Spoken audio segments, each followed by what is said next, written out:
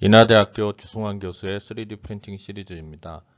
이번에는 금속 3D 프린터 기술 설명을 드리도록 하겠습니다. 저는 인하대학교 제조혁신대학원에서 금속 반도체 소재 및 첨단 제조 공정 연구실을 운영하고 있습니다. 연구 분야는 3D 프린팅과 적층 제조에 대한 부분과 새로운 금속 합금, 그리고 컴포지트 디벨롭먼트에 대한 부분과 그리고 디포메이션하고 프랙처, 퍼티그에 대한 연구를 수행하고 있습니다.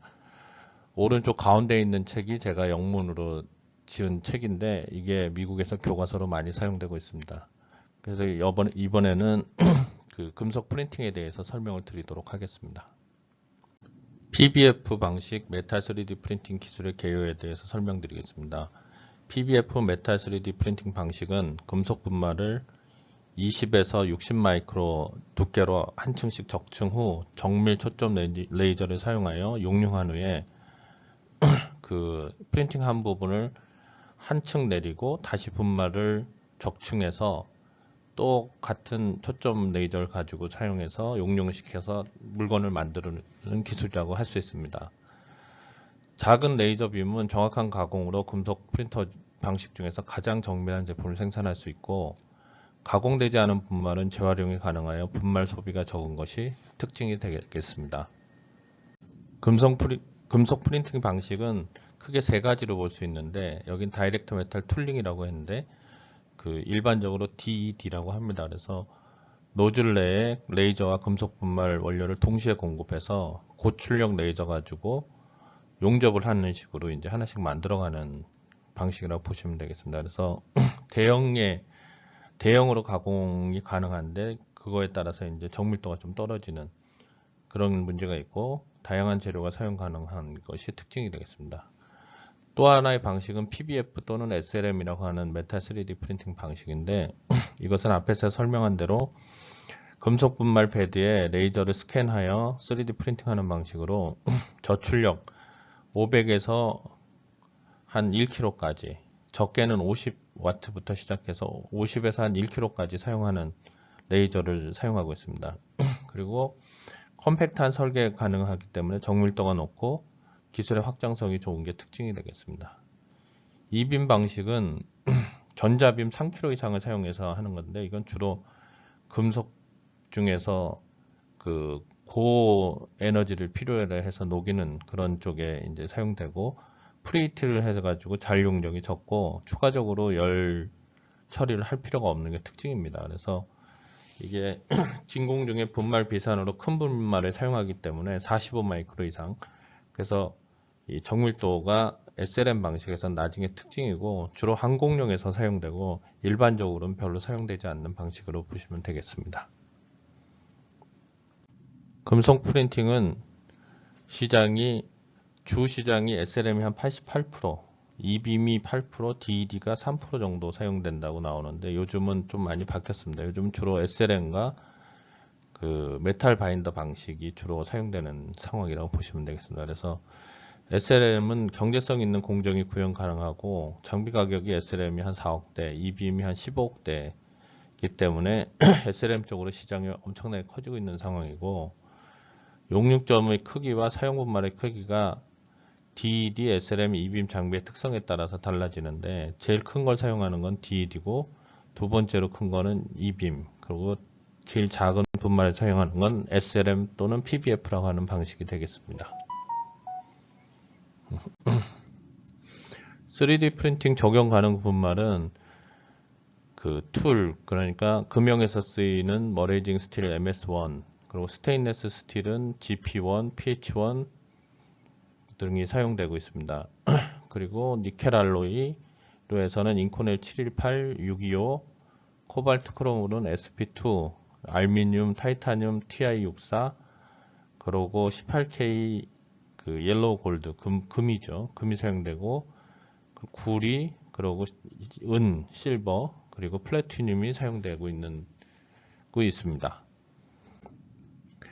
3D 프린팅에 적용되는 레이저 파장은 그 여러 개가 사용되고 있는데, 그 중에서 ND 야그 방식 1064 나노미터께 주로 사용되고, 그 플라스틱에서는 CO2 레이저가 일부 사용되고 있습니다. 레이저의 발생 원리는 에너지를 공급하면 레이저 매질이 에너지를 흡수해가지고 고에너지 상태에 있던 게 다시 에너지를 방출하는 그런 방식으로 레이저의 빛이 발생되고 여기 오른쪽 아래 그림 보시면 에너지 공급부에서 에너지 매질 쪽으로 이 에너지가 공급되면 그 레이저의 그 양쪽 끝에 거울이 계속 빛을 증폭해서 고에너지의 그 레이저가 거울 반사 거울 90에서 95% 반사하는 거울에서 나머지 부분이 발사되는 그런 방식의 레이저의 발생 원리가 되겠습니다.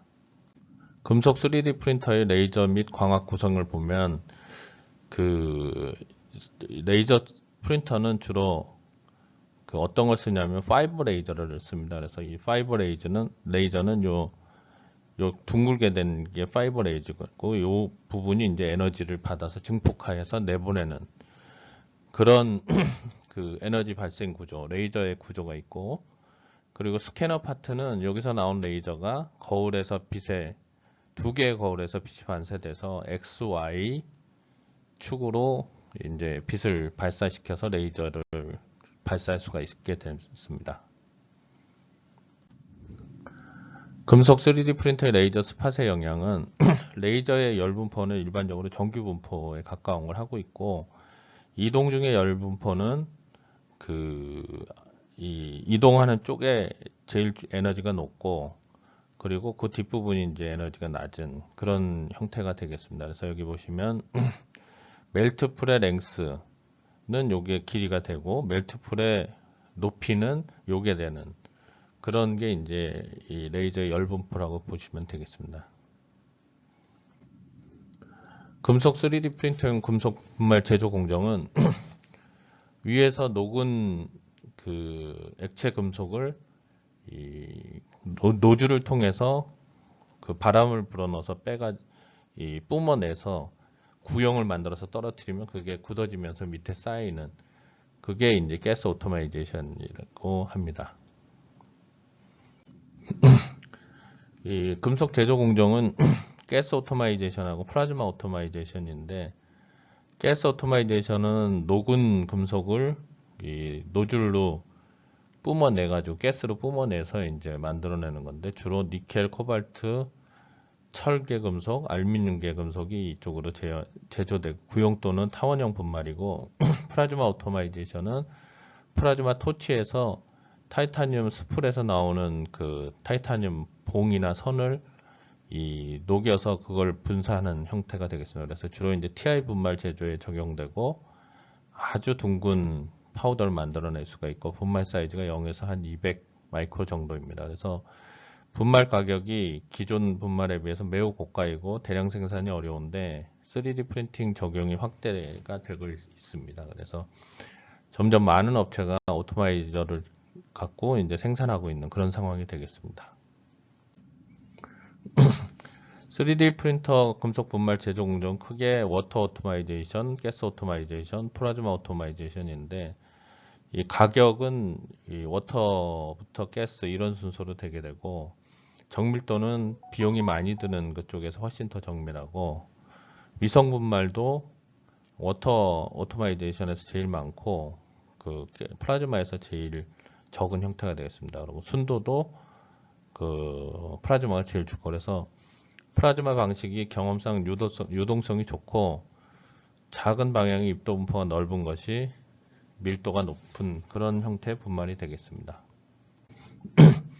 금속 3D 프린터용 금속 분말 변수는 화학적인 성분하고 크기, 모양, 그리고 밀도, 그리고 그 분말이 이렇게 잘 디스트리뷰션 되는 플로우, 요 5가지가 중요한 변수가 되겠습니다.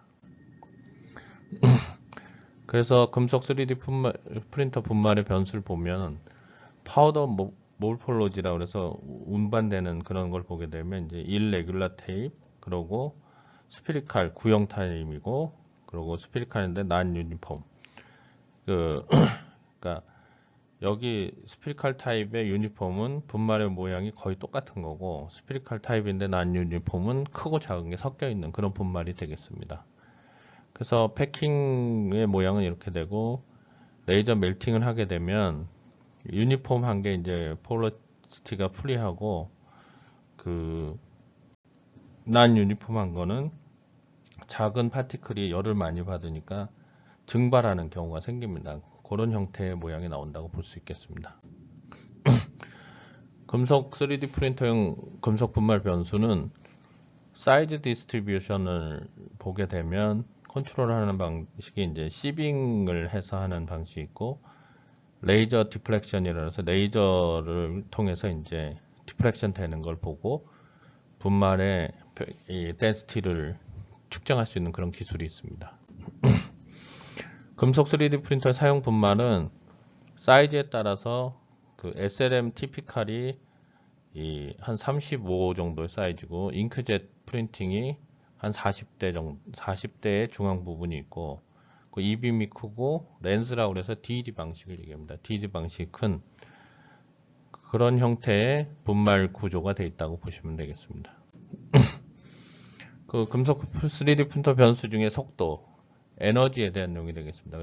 레이저가 얼마나 빠른 속도로 지나가느냐에 따라서 이 기공성, 폴러시티 이 퍼센테이지가 어떻게 되는지가 나타나는데, 여기 보시면 이제 파란색이 시뮬레이션 한 거하고 실제 이 조사한 거죠. 실험을 통해서 조사한 걸 보면은 레이저의 속도가 한 2000mm/s까지는 거의 비슷하게 게 맞는데, 이제 이 이후부터는 좀 안 맞는 게 되겠습니다. 그래서 레이저 속도가 처음 하고 이제 나중에 갈수록 그 기공이 이제 늘어나는 걸 볼 수가 있습니다. 그 3D 프린팅 레이저 가공 변수는 크게 중요한 게 이제 해칭인데, 해칭이라는 게 의미하는 게 뭐냐면 그 레이저가 지나간 선하고 지나간 사이에 이 거리를 이제 해칭이라고 합니다. 그래서 해칭 스페이스가 여기 이런 식으로 표시가 되는데, 요게 이제 해칭 스피드라고 보시면 되겠습니다. 그리고 레이저 빔 다이아미터는 가장 레이저의 에너지가 좋은 부분하고 바깥 부분을 해서 표시하고 있습니다. 그리고 디자인 가이드라인은 다운스킨이라고 그래가지고 요런 이 밑에 부분이 지지할 게 없이 되어 있는 이런 상태를 다운스킨이라고 합니다. 그랬을 때 푸어한 거는 이런 경우에는 이제 아주 상태가 안 좋아지고, 굿인 거는 이런 식으로 직선을 주거나 45도 이하로, 또는 이 타원형을 줘서 서포터 없이도 디자인이 된 게 프린팅 될 수 있게 하는 그런 걸 설명하고 있습니다. 그리고 금속 3D 프린터의 가공물 형태 제한은 이런 식으로 내부의 각도가 45도를 기준으로 해서 45도 이상 되는 거는 프린팅이 안 되는, 45도 이하 되는 게 이제 프린팅이 안 되는 그런 모습을 보여주는 겁니다. 그래서 스테인레스는 30도, 인콜에는 45도, 타이타늄은 20에서 30도 요 각도가, 알루미늄 45도, 코발트 크롬 30도 해서 요 사이의 각도가 요거보다 낮을 때는 프린팅이 안 되고 망가지는 그런 거에 대한 설명이 되겠습니다. 그래서 설계를 할 때 어떤 식으로 프린팅 설계를 해야 되는지에 대한 내용이 되겠습니다. 그래서 여기 보시면 구형도 6mm 이하 이 경우에 이제 찍힌다라고 하는데, 이건 기계마다 성능이 다 다르기 때문에 이런 정도일 거라고 생각하시고 실제 기계에 맞춰서 테스트를 해보시면 좋을 것 같습니다. 그리고 레이저의 멜팅하고 쿨링에 대한 내용인데, 그 템퍼러처를 이제 추적했을 때 해치가 지나가는 시간, 그러니까 스캐닝 속도 같은 게 되겠죠. 그 시간과의 관계를 나타내는데, 여기 보시면 2에서 2.5 사이 요때가 이제 요 온도 이상 됐을 때 이제 녹아 있는 상태고, 밑에가 이제 고형화된 그런 형태를 나타내고 있습니다. 금속 3D 프린터 가공 변수 중에서 열 응력 누적이 있는데 이게 이제 응력의 이 관리 어떻게 하느냐인데 히트 트리트먼트 할 때 내부의 응력 스트레스를 이제 줄이는 게 목적이고 두 번째는 파트하고 서포트를 동시에 열 처리해야 되는 게 되게 중요한 내용이 되겠습니다. 그래서 열 처리하실 때 반드시 파트하고 서포트가 붙어 있는 상태에서 열 처리를 해야 된다는 게 중요하다는 걸 알고 계시면 좋을 것 같습니다.